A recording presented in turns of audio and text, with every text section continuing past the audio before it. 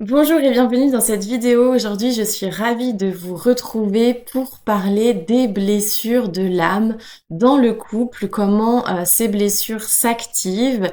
Donc, on va commencer tout de suite avec une petite introduction. Déjà, pour celles et ceux qui me découvrent aujourd'hui, je suis Céline Letellier, thérapeute de couple et familiale. Je vous accompagne à faire fructifier vos relations, à les assainir, à comprendre un petit peu ce qui se joue dans la relation, les différents mécanismes qui se mettent en place, les différentes difficultés que vous pouvez rencontrer. On va pouvoir les décortiquer, les analyser, mais surtout aller mettre en place certains outils assez simples pour les modifier afin de faire en sorte que vos relations aillent mieux, tout simplement. Donc, si vous voulez vous abonner pour avoir plus de conseils sur les relations, je vous invite à le faire dès maintenant. Donc, aujourd'hui, on va parler blessures de l'âme, donc qui sont au nombre de 5. Et pour commencer, on va introduire donc le sujet, pourquoi certaines disputes reviennent toujours. Je pense qu'on est tous à avoir souvent ces disputes qui reviennent dans nos relations. Il y a aussi certaines personnes, par exemple, qui vont avoir peur d'être abandonnées, ou alors d'autres qui vont être plus dans la fuite dès qu'il y a justement une tension ou un petit peu trop d'émotions qui s'activent chez elles. Et aussi pourquoi certaines relations deviennent des terrains de contrôle, de dépendance émotionnelle ou de silence.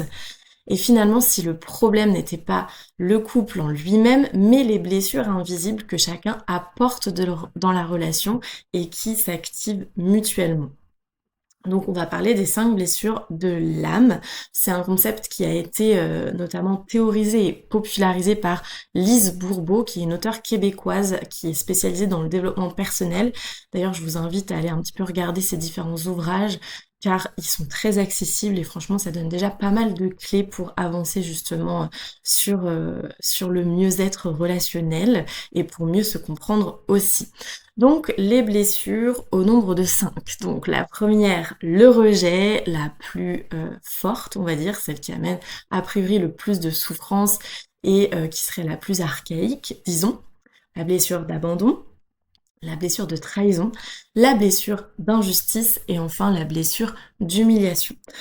On va aller plus loin, bien évidemment, parce que comprendre ces blessures uniquement comme des traits individuels est souvent insuffisant. On va les relier notamment à la théorie de l'attachement, car je trouvais ça assez pertinent de reparler de cette théorie développée par John Bowlby, qui est un médecin psychiatre et psychanalyste britannique, qui a justement théorisé différents types d'attachement qui permettent de se situer un petit peu sur notre manière d'être en relation. Alors il y a l'attachement sécure, l'attachement anxieux, l'attachement évitant et désorganisé, donc on en parlera brièvement ici, mais je vous inviterai aussi à regarder une autre vidéo que j'ai faite sur le sujet. Donc, on parlera bien évidemment de l'approche systémique, qui est l'approche que j'utilise en thérapie pour accompagner les couples, mais aussi les familles. Donc, thérapie que je pratique à la fois en cabinet, mais aussi en visio. Donc, autrement dit, dans cette vidéo, on va regarder comment nos blessures d'enfance, notre type d'attachement et les réactions aussi de notre partenaire créent un ensemble, une dynamique relationnelle qui peut parfois être dysfonctionnelle.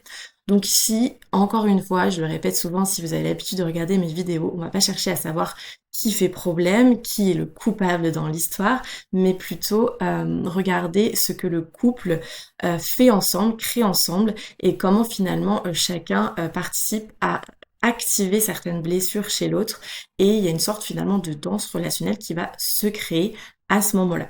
Et on va tout de suite commencer dans le vif du sujet avec une première partie. Le couple ne crée pas les blessures, il vient les révéler. Quand on tombe amoureux, on ne choisit pas seulement une personne, on choisit aussi un système de croyances, de pensées, une dynamique émotionnelle particulière qui va nous être aussi familière par rapport à ce qu'on a déjà connu.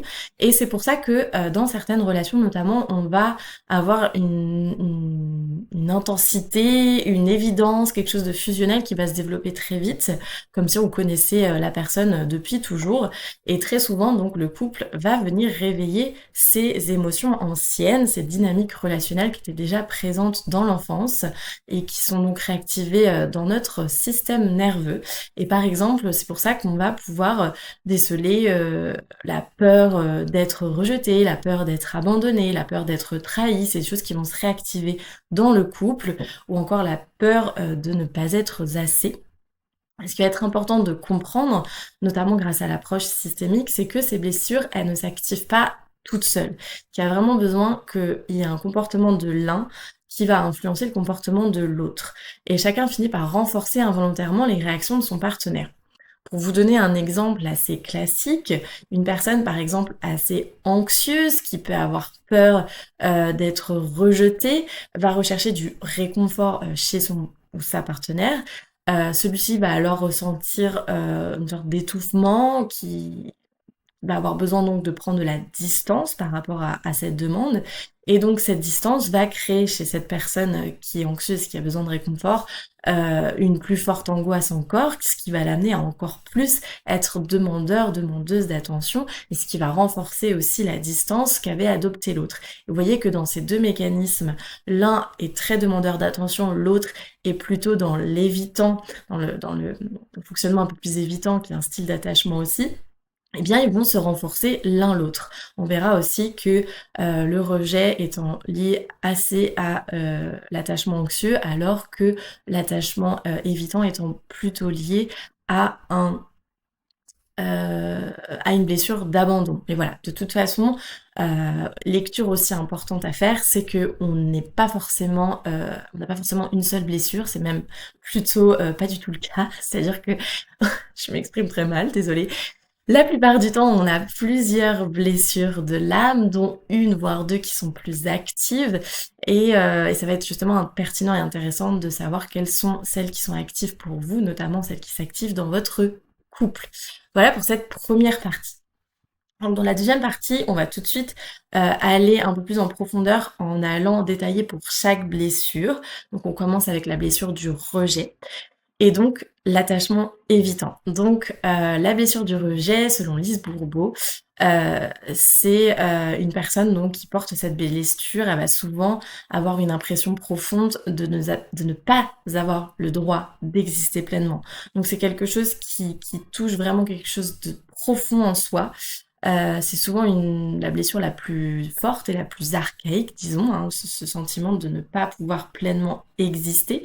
Ça amène à la fois à se sentir rejeté des autres, mais aussi au rejet de soi-même, hein. C'est vraiment très important de voir les blessures comme à la fois une dynamique interne à soi et une dynamique qu'on va rejouer dans nos relations. Ça, c'est très, très pertinent parce que, sinon, c'est plus facile de, mettre la faute sur autrui et se dire: «Bah, de toute façon, on m'abandonne toujours, c'est les autres qui m'abandonnent».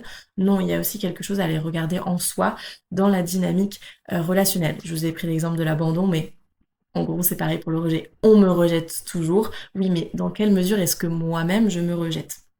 Dans mes émotions, dans mes ressentis, dans mes besoins, dans qui je suis. Est-ce que j'ose être vraiment pleinement moi? J'ose vraiment pleinement exister, encore une fois.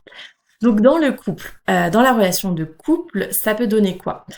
Ça peut donner par exemple une difficulté à exprimer ses besoins, une tendance à se retirer émotionnellement de la relation. Aussi la peur d'être de trop ou de n'être pas assez aussi, hein, c'est les 2 extrêmes un petit peu. La sensation d'être facilement de trop, dont je viens de le dire, le besoin de fuir quand les émotions deviennent trop intenses. Donc encore une fois, dans quelle mesure est-ce que je me rejette moi-même? Est-ce que je n'autorise pas pleinement à mes émotions d'exister? Et donc ces personnes, elles peuvent sembler assez indépendantes de prime abord, mais c'est une fausse autonomie finalement, parce que cette autonomie, elle cache parfois, enfin parfois et très souvent, une peur profonde de la vulnérabilité et peut-être aussi une peur d'entrer dans une réelle intimité, à la fois avec soi-même et à la fois avec l'autre. Et donc le lien qu'on peut faire avec la théorie de l'attachement de Bowlby, c'est finalement, dans ce type de blessure, on peut retrouver beaucoup, l'attachement évitant. L'attachement évitant, c'est celui qui s'est développé lorsque l'enfant a appris très tôt que ses émotions n'étaient pas vraiment accueillies, n'étaient pas importantes. alors du coup, il va adopter des stratégies de survie, hein, dans la relation avec ses parents notamment, et il va donc minimiser ses besoins, couper ses émotions. Certaines façons, c'est s'interdire de vivre pleinement aussi, hein, ne dépendre de personne du coup. Et donc le problème, c'est qu'en couple, dans ce mécanisme-là, dans, cet attachement évitant, l'intimité émotionnelle, elle va devenir assez difficile. Et donc, la dynamique systémique, elle vient, nous apporter aussi quelque chose, d'important là-dedans. C'est que, la personne évitante, elle attire inconsciemment quelqu'un de plus anxieux, hein. C'est le fameux couple, d'ailleurs j'ai une vidéo sur ma chaîne dont je parle de ce fameux attachement évitant et anxieux. C'est le couple, par excellence puisqu'on vient, mutuellement s'actionner, dans nos blessures et dans nos modes de fonctionnement. Et donc pourquoi la personne évitante attire l'anxieux? Parce que chacun confirme le fonctionnement de l'autre et que dans le fonctionnement anxieux qui recherche la proximité, l'évitant, lui, va prendre de la distance et plus l'un donc poursuit l'autre, est en demande d'attention vis-à-vis de l'autre, plus l'autre va se refermer, fuir la relation. Et donc c'est cette danse relationnelle, extrêmement fréquente dans les couples. D'ailleurs, si vous vivez ça dans votre relation, évitez, petit lapsus, hein. Hésitez pas à laisser un commentaire pour témoigner justement de cette dynamique-là et de ce que ça vous fait vivre dans vos relations, si vous le souhaitez. Et donc pour terminer sur cette première partie-là, le message clé à retenir, et notamment, comment moi j'actionnerais, la thérapie, si vous souhaitez, travailler sur ça en thérapie ou même simplement, pour information, c'est, de comprendre que derrière le rejet, il y a souvent une immense peur, celle d'être vu pleinement pour ce que l'on est.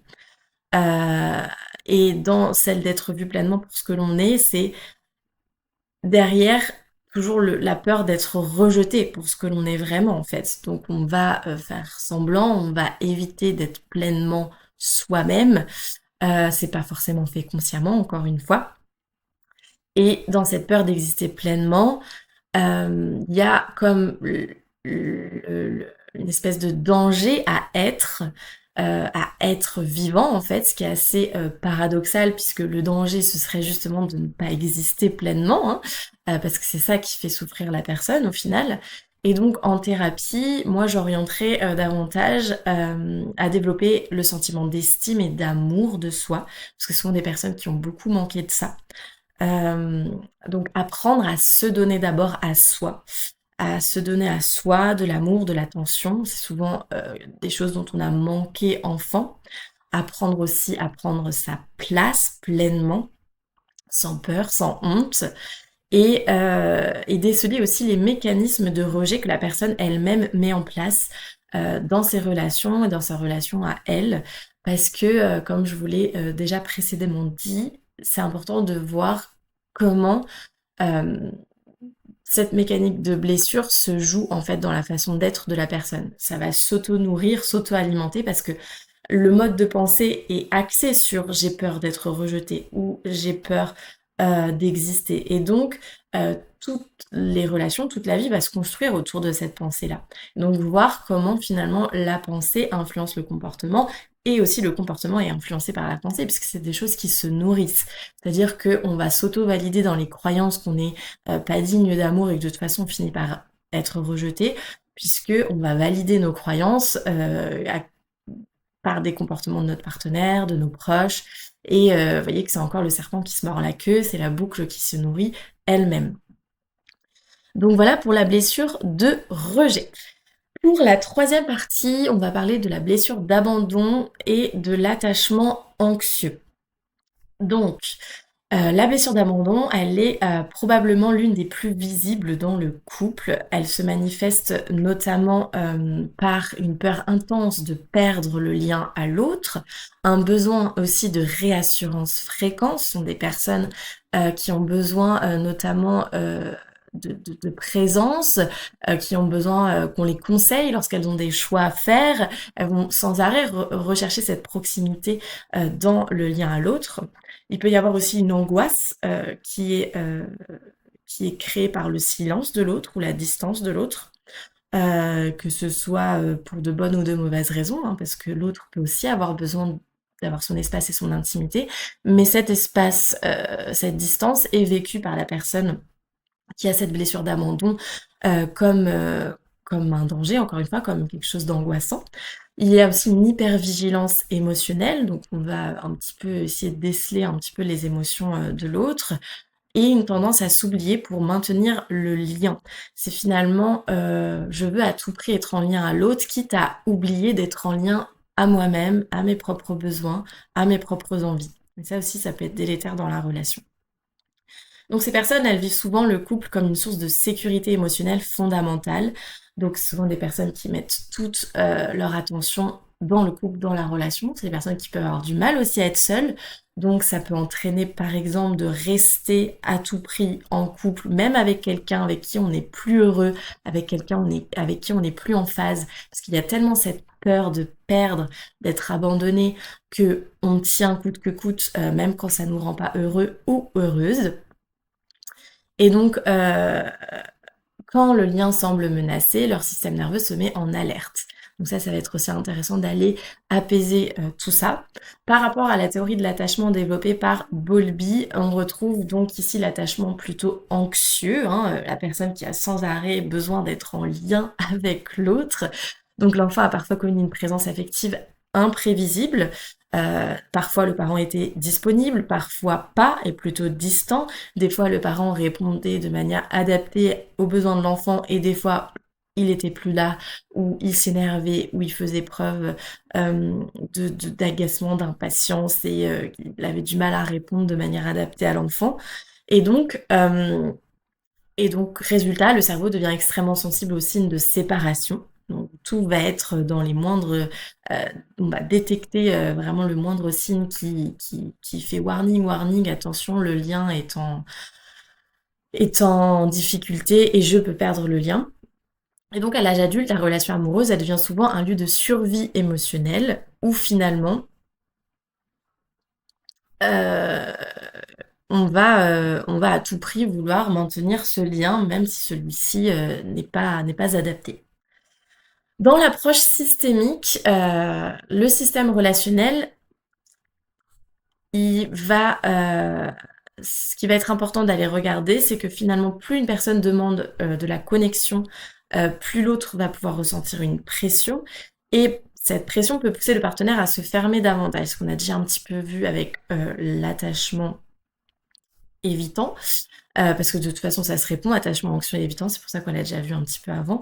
Ce qui confirme alors la peur initiale de la personne qui la peur d'abandon, je vais être abandonnée. Le couple entre alors dans une boucle d'escalade émotionnelle et ça peut vraiment être très violent à vivre parce que du coup, c'est encore une fois très lié, la peur d'abandon tout comme la peur de rejet sont très liées au sentiment d'existence en fait, au sentiment de se sentir plein, entier, vivant, en vie. Et donc, ça va se réactionner dans la boucle comme ça interactionnelle dans le couple.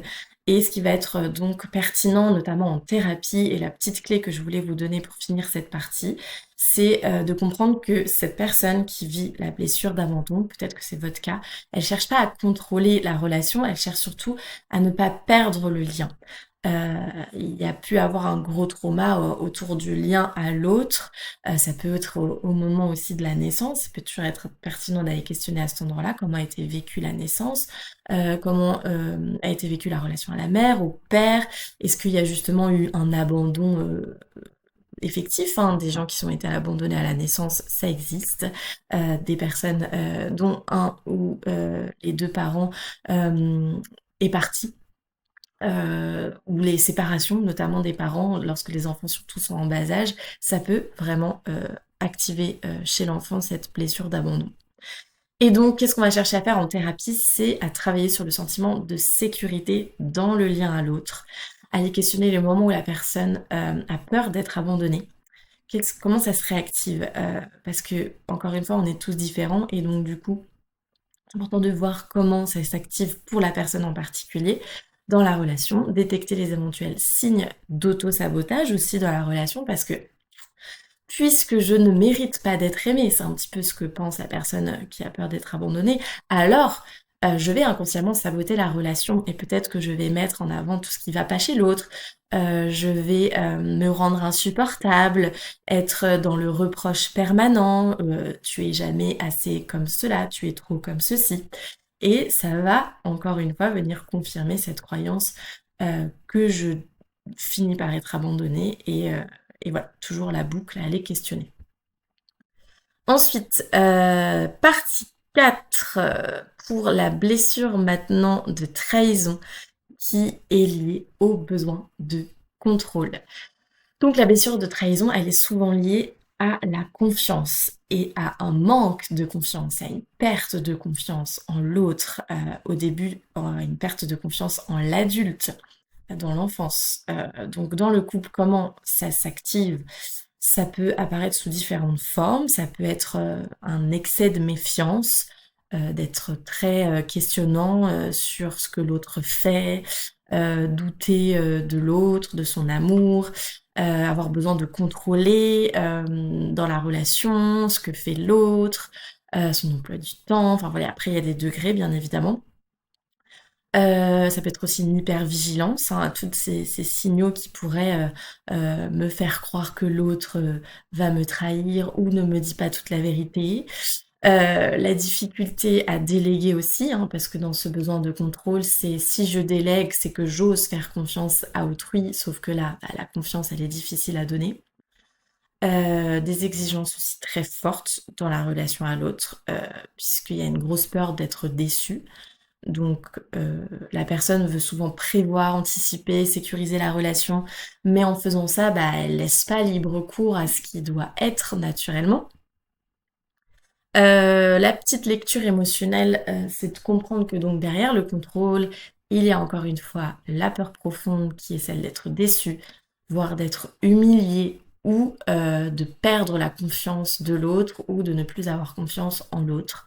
Et donc le contrôle devient alors une stratégie de protection pour les personnes, qui ont cette blessure-là, de trahison.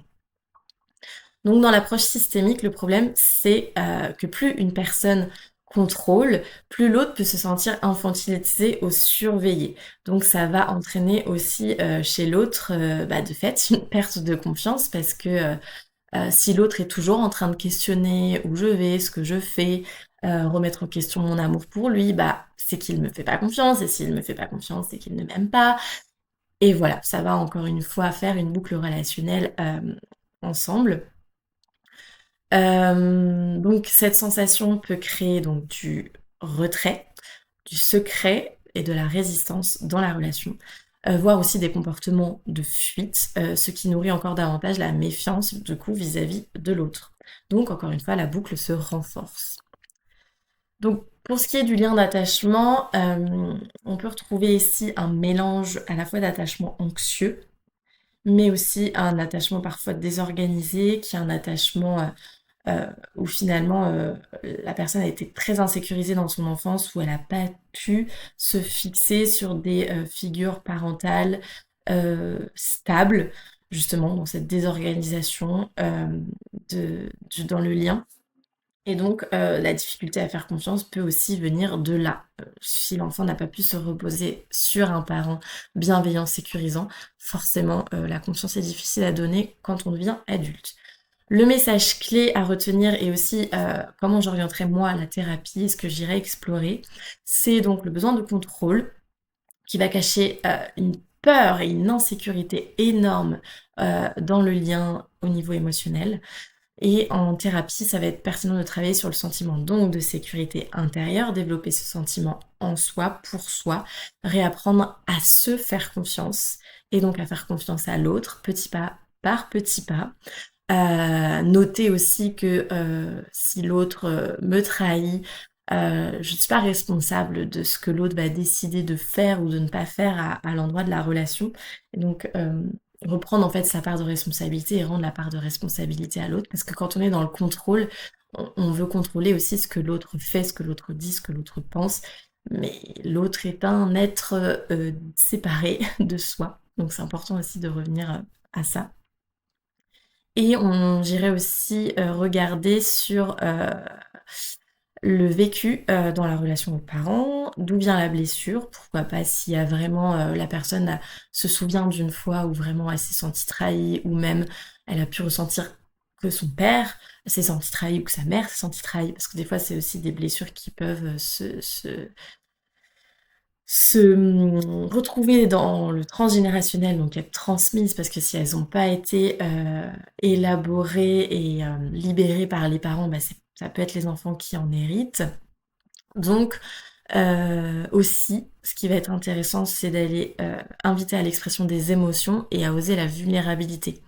Parce que dans ce besoin de contrôle, bah, il y a aussi cette difficulté à être vulnérable et à lâcher prise en fait sur que effectivement c'est illusoire de penser pouvoir contrôler l'autre et de penser pouvoir tout contrôler, se contrôler soi-même. Et que, et que, et que ça va être important justement de créer de l'espace euh, dans dans la relation pour l'émotion. Voilà. Voilà pour cette partie-là. Alors, on va finir partie 5 et 6 avec la blessure d'humiliation puis la blessure d'injustice. La blessure d'humiliation, la suradaptation. Alors, dans la blessure d'humiliation, euh, ça va être une blessure qui va pousser finalement la personne à venir se sacrifier, culpabiliser facilement, vouloir sauver l'autre, prendre énormément sur soi ou avoir du mal à poser des limites aussi. Ça peut devenir le pilier émotionnel du couple, cette blessure-là, puisque dans... Oui, puisque justement dans la blessure d'humiliation, vu que on veut se sacrifier pour l'autre, on veut s'effacer soi pour donner l'espace à l'autre, eh bien forcément on devient un petit peu le pilier émotionnel dans la relation. Donc dans certains systèmes relationnels, une personne prend inconsciemment le rôle de sauveur. Donc là on voit la notion du sauveur, hein, qui peut se lier justement à ce fameux triangle victime, bourreau, sauveur, triangle de Cartman, duquel j'ai déjà parlé d'ailleurs. Et donc dans certains systèmes relationnels, quand cette personne va prendre le rôle de sauveur, eh bien, plus cette personne va porter sur elle, sur ses épaules, plus l'autre peut devenir dépendant ou passif. Et donc le couple va s'organiser autour de ce déséquilibre-là, autour du fait que cette personne, dans la blessure d'humiliation, va tout porter sur elle. Le risque, c'est qu'au bout d'un moment, la personne qui donne tout finit par ressentir de la frustration, du ressentiment ou encore un profond épuisement émotionnel. Le message clé plus l'orientation thérapeutique que je donnerai, que j'actionnerai pour cette blessure-là, ce serait de comprendre que se sacrifier n'est pas synonyme d'aimer, d'amour. C'est une distinction à faire. Et parfois, c'est une façon d'essayer de mériter sa place dans la relation. Comme s'il fallait à tout prix donner à l'autre plus que ce qu'il devrait en fait pour se sentir aimé. Et donc en thérapie, ça va être important d'apprendre à recevoir plutôt que d'être tout le temps dans le donner, apprendre à recevoir de l'autre, apprendre à se donner aussi à soi-même. Travailler l'amour de soi, l'image de soi. Dans la blessure d'humiliation, il y a souvent une vision dégradée et dégradante, notamment au niveau du corps. Donc ça va être important de travailler cet aspect-là aussi. C'est ce que j'orienterai. Ensuite, sixième et dernière partie avant la conclusion. Non, avant, oui, voilà. On va donc aller sur la blessure d'injustice qui amène une forme de rigidité émotionnelle. Comment elle se manifeste cette blessure d'injustice? Déjà, elle va souvent pousser la personne qui la porte à tout rationaliser, à contrôler ses émotions, à vouloir rester fort, à rechercher aussi la perfection, voire la performance.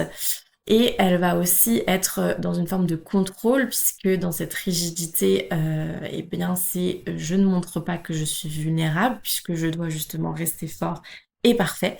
Et donc dans le couple, cela peut donner une impression de froideur émotionnelle, hein.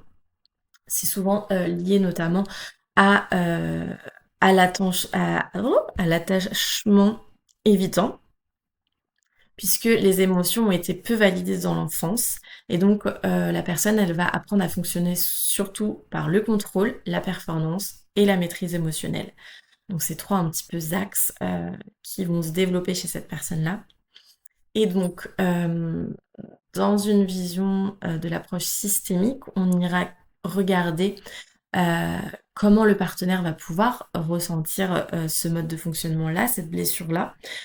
Souvent, ça va créer forcément de la distance dans la relation. Ça va entraîner un manque de connexion ou l'impression de ne jamais vraiment atteindre l'autre, hein, comme si c'était ce mur, quelque chose de rigide, de froid. Et plus la personne va réclamer de l'attention de l'autre, plus ça va entraîner de la rigidité chez la blessure, chez la personne qui porte la blessure d'injustice. Et donc, encore une fois, la dynamique nourrit la blessure, donc c'est important d'aller regarder ce que ça entraîne dans la relation. Et pour finir sur cette partie-là, le message clé que je vous donnerai, plus que j'irai explorer en thérapie, c'est derrière la rigidité, reconnaître qu'il y a une peur profonde d'être vulnérable. Donc ça revient un petit peu à cette peur que le contrôlant, enfin que la blessure de trahison avait. C'est des blessures qui sont assez liées. Et en thérapie, donc, on va inviter à mettre de la souplesse dans la relation, puisque justement, comme il y a trop de rigidité, il y a trop ce besoin d'être parfait, euh, qui va être nécessaire donc de remettre de la souplesse, laisser plus d'espace de liberté, d'expression progressivement, pour retrouver aussi une forme de sécurité au fait de, de ne pas être parfait en fait et que c'est ok. Donc on va pouvoir notamment passer par le corps. Moi, j'utilise notamment la sophrologie, donc la respiration, les exercices de relaxation. C'est très puissant puisque comme c'est dans le corps que les émotions se figent, que ça se rigidifie, le fait de venir remettre du mouvement, venir relâcher les tensions, eh bien ça peut aussi permettre de changer l'état d'esprit de la personne, hein. Le corps et l'esprit sont intrinsèquement liés. Et j'inviterai aussi la personne à reconnecter à son monde émotionnel. Pour ça, je vais la questionner tout simplement sur ses ressentis, chose qu'elle a peut-être pas l'habitude d'exprimer. Et donc le fait de la questionner régulièrement sur ce qu'elle a ressenti dans telle situation, dans telle interaction avec cette personne, dans son couple, eh bien ça va mettre un petit peu plus de nuances, c'est peut-être, je sais pas si c'est le bon mot nuance, mais en tout cas d'ouvrir un petit peu la personne à son monde émotionnel. Donc, pour la septième partie, comment finalement guérir dans le couple, même pour soi, de ces blessures de l'âme. Déjà, euh, c'est comprendre que c'est une chose déjà qui vient de l'enfance, c'est des mécanismes de survie, d'adaptation qui se sont mis en place, et ça va être intéressant et important de remercier ces parties de soi qui ont été importantes à un moment donné, et de faire de la place à du nouveau. Et pour sortir de ces schémas relationnels-là, ça va être déjà de les laisser en fait prendre le dessus et le contrôle sur vos vies, sur notre vie, et les empêcher d'une certaine façon de piloter inconsciemment nos relations, votre relation aujourd'hui. Et pour ça, des petits exercices assez simples, ça va être de se questionner sur ce qui se passe là dans la relation.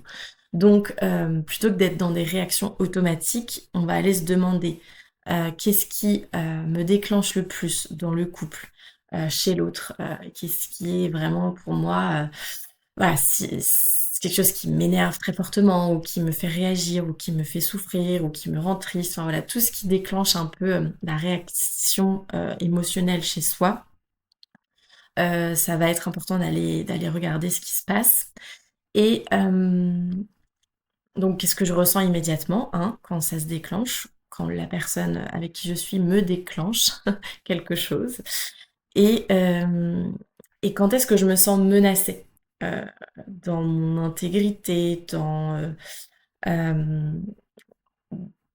oui, menacée dans le lien, menacée, voilà, la peur de perdre, peur d'être trahie, enfin voilà, comment ça se met en place. Est-ce que je suis plutôt dans une posture aussi où je vais attaquer l'autre ou est-ce que je suis plutôt dans une posture de fuite? Ça permet aussi notamment de voir si on est plutôt dans un type d'attachement anxieux ou évitant.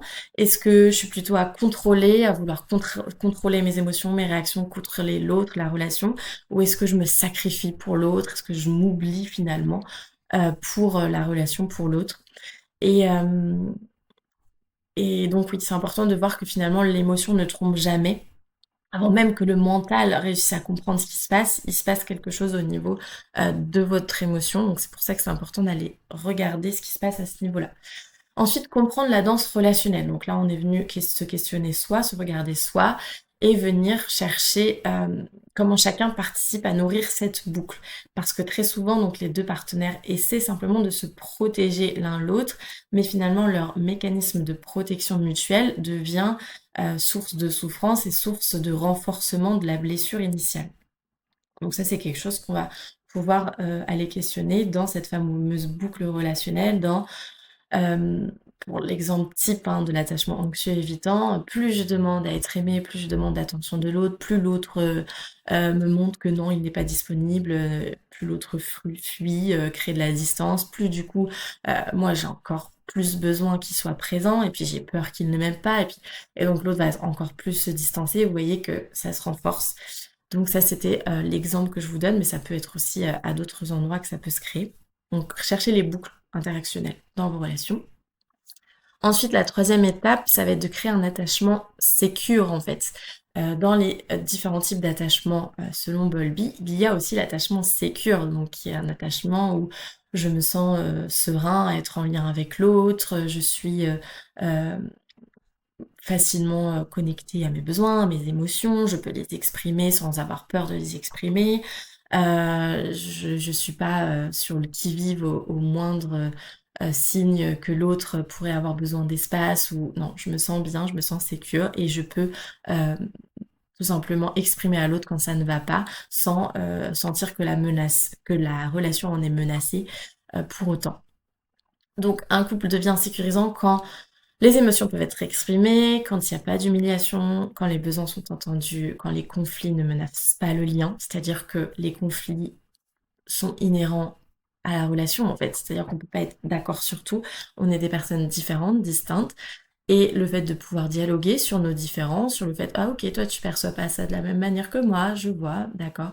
C'est aussi une richesse de nourrir cette différence-là plutôt que de créer de la distance quand on n'est pas d'accord. Donc chacun peut rester lui-même sans peur d'être rejeté, d'être abandonné. Et la sécurité émotionnelle transforme donc profondément les dynamiques dans le couple parce qu'une fois qu'on se sent sécure dans le lien à l'autre, qu'on peut être pleinement soi, on n'a plus besoin tout le temps de réactiver ces anciens schémas de survie pour se valider justement dans ses croyances, dans ses peurs. Il y a quelque chose de stable et de serein qui peut se construire.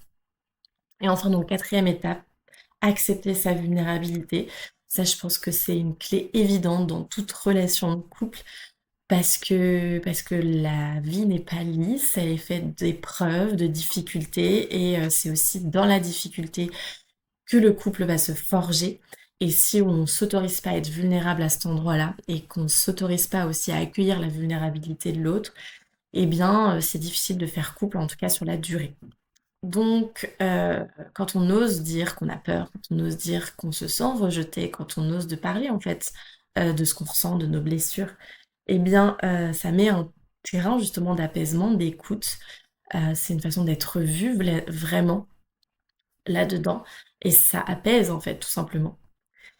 Peur de perdre le contrôle, besoin d'être rassuré, voilà, toujours pouvoir l'exprimer, de manière saine dans le sens où c'est pas pour dire que l'autre est le problème, c'est pas pour être sur l'attaque, c'est tu es comme ceci, tu es comme cela, c'est toi le problème. Non, c'est je ressens ceci, j'ai besoin de cela. Exprimer déjà pour soi. Et pour conclure donc cette vidéo, le couple agit donc comme un miroir. C'est important de voir comment on se renvoie en fait l'un l'autre, nos blessures. Donc dans ce miroir, on on va se renvoyer les blessures, on va aussi révéler les stratégies de survie de chacun, les peurs les plus profondes, mais aussi ce qui va pouvoir déployer, c'est notre capacité à guérir. Et contrairement à ce qu'on croit parfois, les conflits ne signifient pas forcément que deux personnes ne s'aiment pas. Je dirais même que c'est pas du tout le cas. Au contraire, quand on peut se dire les choses vraiment, sans justement que ça mette en péril le lien, c'est aussi hyper important pour grandir ensemble, pour gagner en maturité ensemble.